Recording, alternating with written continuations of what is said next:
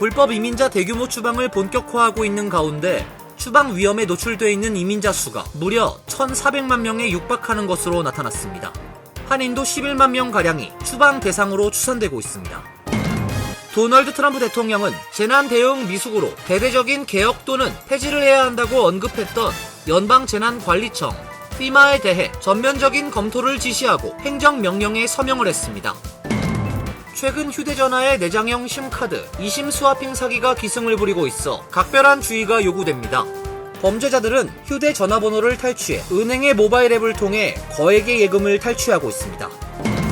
혼잡 통행료 프로그램의 효과가 빠르게 나타나고 있습니다. 차량 통행량이 줄어들면서 맨해튼으로 진입하는 속도도 빨라지고 있습니다.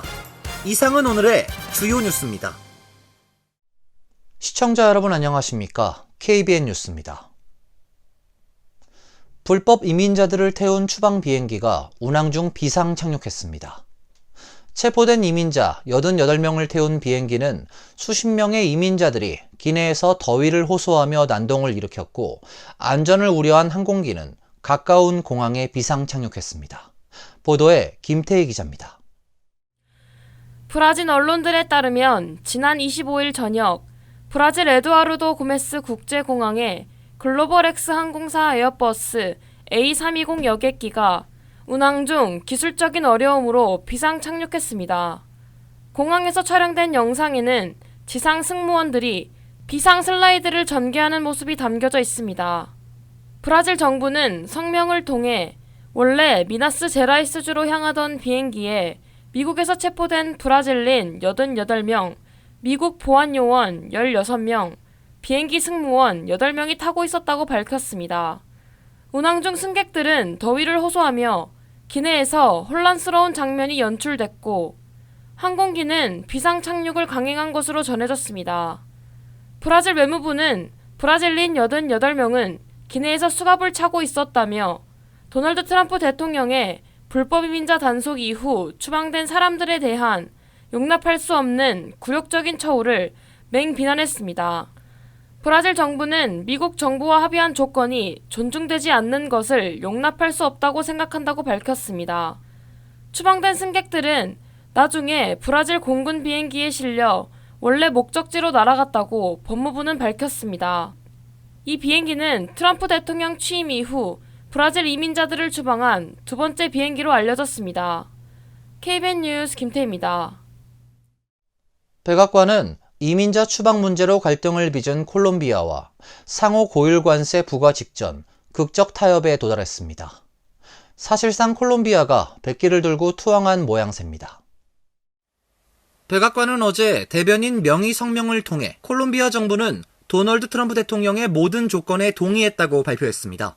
동의 사항에는 미국 군용기를 이용한 송환을 포함해 미국에서 추방되는 모든 콜롬비아 출신 불법 체류자를 지체 없이 무제한 수용하겠다는 내용도 포함됐습니다. 콜롬비아가 해당 협정을 준수하는 한 미국 정부는 국제비상경제권한법에 따른 관세와 제재는 일시 보류 상태가 됐습니다. 국무부에서 발급한 비자 제재와 국토안보부 산하, 세관, 국경보호국의 강화된 검사는 첫 콜롬비아 추방자 항공 송환 완료 시점까지 유효한 상태로 남게 됩니다. 백악관은 오늘의 사건은 미국이 다시 존경받는 나라라는 점을 세계에 분명히 보여줬다면서 트럼프 대통령은 우리나라 주권을 계속해서 강력하게 보호하고 세계 모든 국가가 불법적으로 미국에 체류 중인 자국민 추방자를 수용하는데 전적으로 협력하기를 기대한다고 강조했습니다.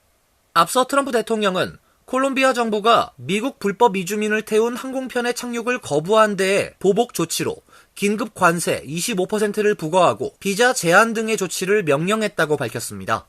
콜롬비아도 대응 관세 부과 등 맞불을 놓으면서 대항했지만 결국 콜롬비아는 미국 측의 요구를 전적으로 수용하고 꼬리를 내렸습니다. 지난 24일 과테말라에는 미국에서 추방된 이주민을 태운 공군 화물기가 도착했습니다. 같은 날 온두라스에도 미국 추방 이주민 193명을 태운 항공편이 도착했습니다. 불법 이민자 대규모 추방을 본격화하고 있는 가운데 추방 위험에 노출되어 있는 이민자 수가 무려 1,400만 명에 육박하는 것으로 나타났습니다. 한인도 11만 명가량이 추방 대상으로 추산되고 있습니다. 뉴욕타임스에 따르면 지난해 기준으로 미국 내에 거주하는 추방 대상 이민자는 1,400만 명가량으로 집계되고 있습니다. 이 가운데 60%는 합법적으로 체류할 수 있는 신분이 아니며 나머지 40%는 임시 체류 허가를 가지고 있습니다. 바이든 행정부에서 도입한 인도주의 프로그램 등을 활용해 임시 체류 허가를 받은 이들은 망명 신청을 해 절차를 기다리고 있는 중입니다. 그러나 상당수는 체류 허가 기간 만료를 앞두고 있고 최근 국토안보부는 체류 기간의 만료 여부와 상관없이 추방하도록 이민세관 집행국에 지시했습니다. 허가 없이 체류하는 이주민 중 가장 많은 국적은 멕시코로 약 400만 명을 차지합니다. 이어 엘살바도르 75만 명, 인도 72만 5천 명, 과테말라 67만 5천 명, 온두라스 52만 5천 명, 중국 37만 5천 명 등입니다. 한국 국적의 추방 대상자는 미 전국적으로 약 11만 명으로 추산되고 있습니다. 한편 뉴저지주 최대 도시인 뉴악에선 지난 23일 IC 요원들이 영장도 없이 사업체를 급습해 직원들을 구금하는 일이 벌어졌습니다. 라스바라카, 뉴악시장 등에 따르면 이날 오전 11시께 뉴악에 있는 오션시푸드 디포 수산물 유통센터에 IC 요원 12명이 급습했습니다. 바라카 시장은 IC 요원들은 매장 뒤쪽으로 들이닥쳐 출구를 봉쇄하고 영장도 제시하지 않은 채 직원들을 신문하고 구금했다고 밝혔습니다. 직원 3명이 구금됐으며 이 중엔 시민권자도 포함된 것으로 알려지고 있습니다. 도널드 트럼프 대통령은 재난 대응 미숙으로 대대적인 개혁 또는 폐지를 해야 한다고 언급했던 연방재난관리청 FEMA에 대해 전면적인 검토를 지시하고 행정명령에 서명을 했습니다. 백악관은 트럼프 대통령이 연방재난관리청을 전면 검토하는 내용을 담은 행정명령에 서명을 했다고 어제 밝혔습니다. 행정명령에 따라 트럼프 대통령과 국토안보부 장관 등 연방 장관들은 정부 외부에서 저명한 인사들을 선발해 위원회를 구성할 예정입니다. 위원회는 90일 이내에 첫 FEMA 관련 공청회를 열고 이후 180일 이내에 보고서를 대통령에게 제출해야 합니다. 트럼프 대통령은 행정명령에서 FEMA 내 정치적 편향 문제에 대해 심각한 우려를 제기하며 기관의 자금이 이민자 관련 프로그램에 사용됐다고 주장했습니다. FEMA는 재난 발생 지역의 긴급 인력, 물자 및 장비를 투입해 복구 작업을 지원하는 역할을 합니다. 최근 몇 년 동안 극단적인 기상현상이 증가하면서 FEMA에 대한 재정 지원은 크게 확대됐습니다. 그러나 트럼프 대통령은 지난해 대선 과정에서 재난이 발생할 때마다 FEMA가 제 역할을 하지 못한다고 비판했습니다. 트럼프 대통령은 지난 23일 노스캐롤라이나주 수해 현장을 직접 찾아 FEMA를 근본적으로 개혁하고 정비하거나 폐지하는 과정을 시작하기 위한 행정명령에 서명할 계획이라고 밝힌 바 있습니다. 트럼프 대통령은 재난 대응에 있어서 FEMA보다 주 정부가 주체가 돼야 한다는 입장을 거듭 피력하고 있습니다. 도널드 트럼프 대통령이 LA 산불 피해 현장을 방문했습니다. 트럼프 대통령은 게빈 뉴섬 주지사가 물 공급을 막고 있다며 물 방출과 유권자 신분증 발급을 조건으로 내세워 이른바 조건부 정부 지원을 약속했습니다. LA 산불 지역을 찾은 트럼프 대통령은 나는 두 가지를 원한다. 우선 캘리포니아 사람들을 위한 유권자 신분증을 원한다. 캘리포니아 주민들도 유권자의 신원을 확인하고 싶어하며 시민권을 증명하고 싶어한다. 그 시작은 유권자 신분증을 발급하는 것이 됐으면 한다고 말했습니다. 그는 이어 나는 또 물이 방출되길 원한다. 그래야 캘리포니아주는 미국으로부터 많은 도움을 받을 것이라고 덧붙였습니다. 대통령이 이런 정치적 요구를 하는 것은 이례적으로 산불로 어려움을 겪는 주에서 재난구호를 정치화한다는 지적입니다. 트럼프 대통령은 게빈 뉴섬 캘리포니아 주지사가 수자원 복원 선언문회의 서명을 거부, 수백만 갤런의 물이 북부에서 남부 캘리포니아로 흐르는 것을 사실상 막았다고 주장했습니다. 그는 취임 첫날 세크라멘토, 산호아킨 델타에서 더 많은 물을 국가의 다른 지역으로 보내 물 공급을 절실히 필요로 하는 사람들에게 사용하도록 지시하는 행정명령에 서명을 했습니다. 그러나 전문가들은 캘리포니아 북부에서 벌어진 물싸움과 로스앤젤레스 화재 당시 수화전이 말라붙은 것 사이에는 아무 연관성도 없다고 밝혔습니다. 최근 휴대전화에 내장형 심카드, 이심 스와핑 사기가 기승을 부리고 있어 각별한 주의가 요구됩니다. 범죄자들은 휴대전화 번호를 탈취해 은행의 모바일 앱을 통해 거액의 예금을 탈취하고 있습니다. 이심 스와핑은 최근 스마트폰 기술과 이심을 악용한 신종 사기로 디지털 특성을 이용해 스마트폰 사용자의 모바일 네트워크와 전화번호를 사기범이 탈취하고 있습니다. 특히 상당수의 사용자가 은행의 모바일 앱을 사용하고 있어서 수만 달러에 달하는 피해를 입은 사례도 속출하고 있습니다. 피해자의 전화번호를 탈취해 문자 메시지를 통한 인증도 받아내 피해자가 고스란히 피해를 뒤집어쓸 수밖에 없다는 게 스와핑의 가장 큰 문제점입니다. 은행 관계자는 이심 스와핑 수법에 당해서 수만 달러의 돈을 잃은 고객이 있다며 은행도 새로운 사기 수법이라 경계하고 있다고 설명했습니다. 연방수사국의 인터넷 범죄신고센터에 따르면 지난 2023년 전국적으로 1075건의 이심 포함 심 스와핑 사건이 접수됐으며 피해 금액은 약 4,880만 달러에 달했습니다. 지난 2018년부터 2021년까지 심 스와핑 사기는 400% 이상 급증했으며 이로 인한 피해액이 6,800만 달러를 넘어섰습니다. 사이버 보안 인프라 보안국은 이심 스와핑을 방지하기 위해 통신사 계정에 추가 비밀번호를 설정하고 다중 인증 장치를 활성화할 것을 권고하고 있습니다. 통신사 계정에 핀을 설정하면 해커의 접근을 효과적으로 차단할 수 있다고 강조했습니다. 기기 변경 시 추가 신분 확인 절차를 요청하도록 설정하는 것도 바람직합니다. 주요 이동통신사 역시 이심 스와핑 사기가 많아지면서 고객 보호 대책도 내놓고 있습니다. 전문가들은 이심은 물리적인 심카드 없이도 번호 이전이 가능하다는 점에서 편리함을 제공하지만 이러한 특징이 사기범들의 먹잇감이 되고 있다며 주의를 당부했습니다. 맨해튼 60스트리트 남단으로 진입하는 차량에 통행료를 부과하는 혼잡 통행료 프로그램의 효과가 빠르게 나타나고 있습니다.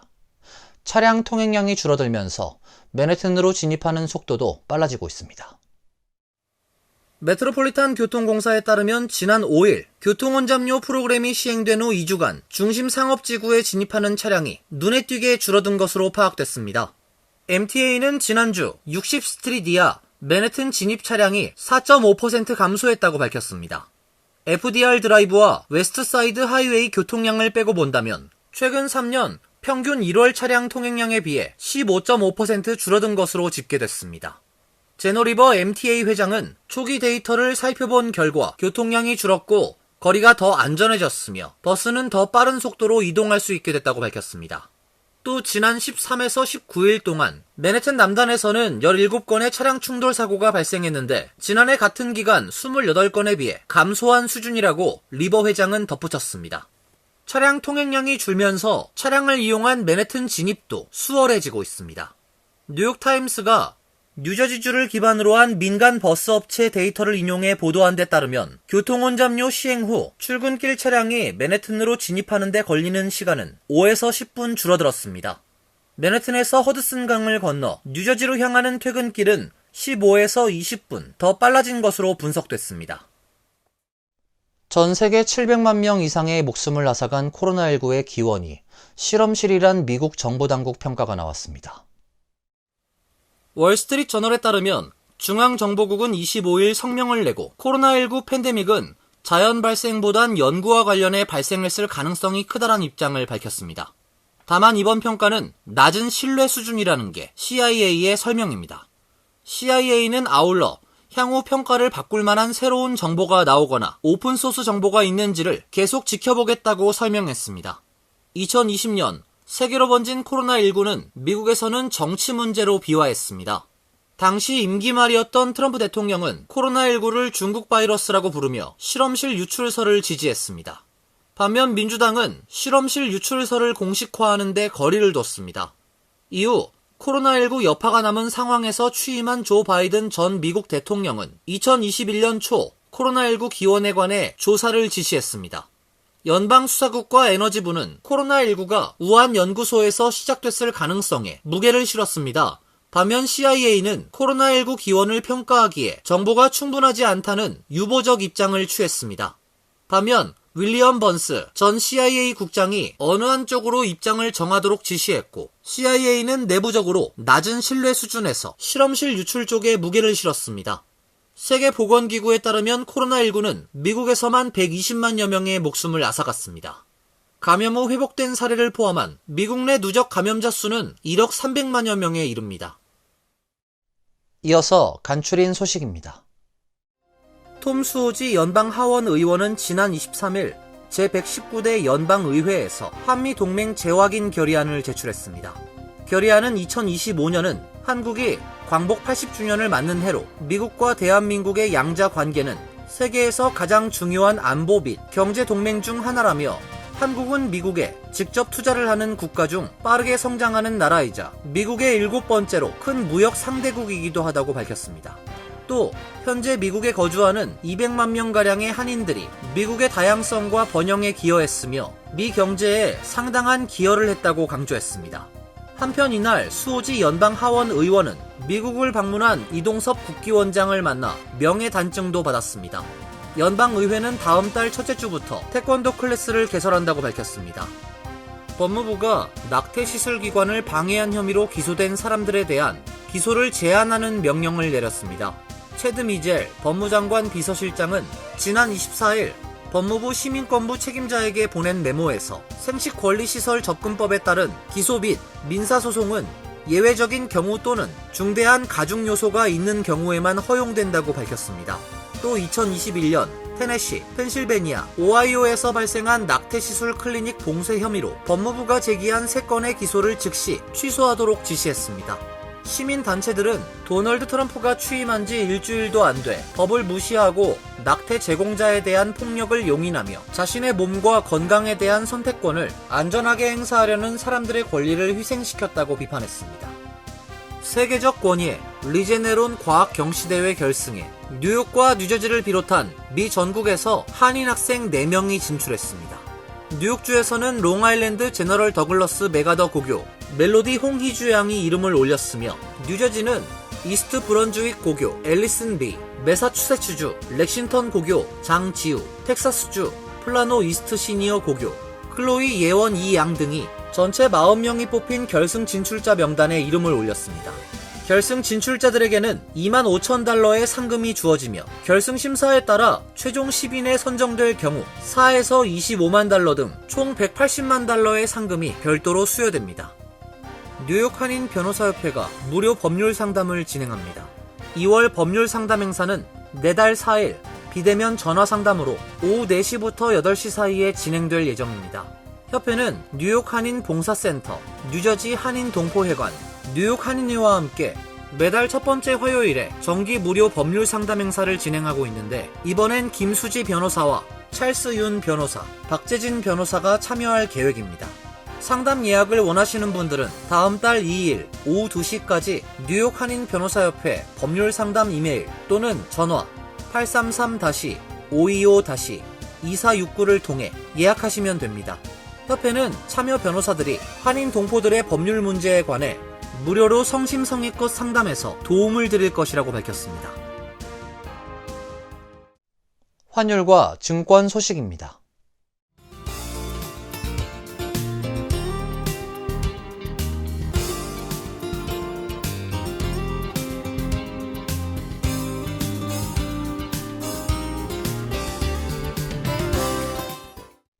이어서 날씨입니다. 내일도 흐린 가운데 오전 중에 눈이 오는 곳도 있겠습니다.